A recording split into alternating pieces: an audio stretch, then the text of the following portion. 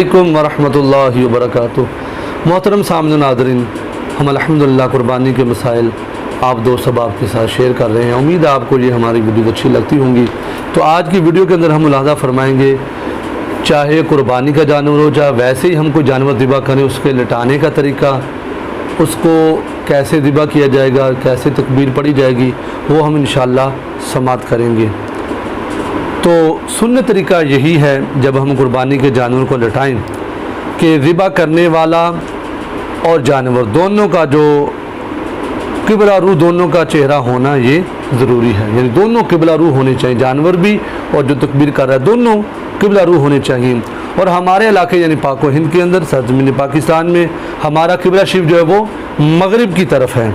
इसलिए जब हम जानवर को लिटाएंगे तो जानवर का जो सर है तो जनूब की तरफ होना चाहिए, ताकि जानवर बाएं यानी उल्टे पहलू लेटा हो। ये भी ख्याल करना है कि बाएं पहलू पर उसको लेटाना है। और उसकी पीठ जो है वो मशरिक़ की तरफ होनी चाहिए, और इस तरह उसका मुंह जो है वो किबला शरीफ की तरफ हो जाएगा। और ज़िबा करने वाला अपना दायां यानी सीधा पाँव जानवर की गर्दन के दाएं साइड पर हिस्से पर यानी गर्दन के करीब पहलू पर अपना दायां पाँव रखे और ज़िबा करें, और ख़ुद अपना या जानवर का मुंह किबला की तरफ करना तर्क किया तो ये मकरूह है। यानी जानवर का चेहरा भी फिर के अपना भी तो ये करना मकरूह है।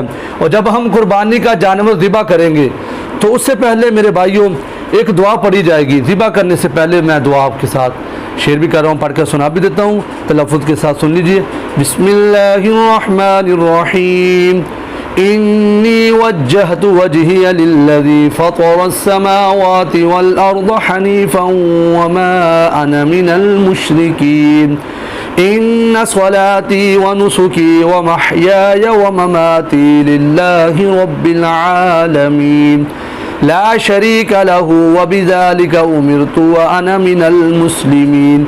ये दुआ पहले पढ़नी है।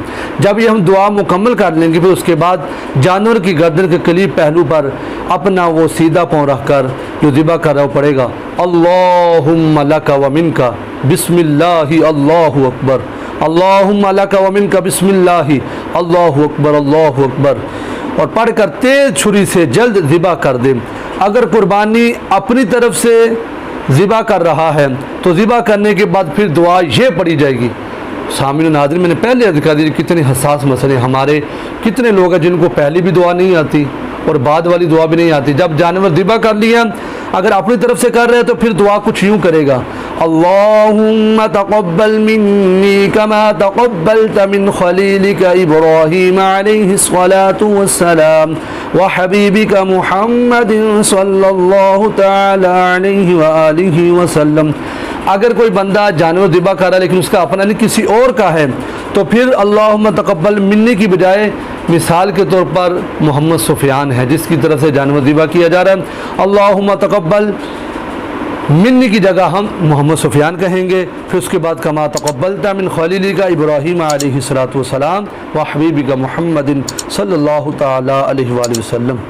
अल्लाहु अकबर।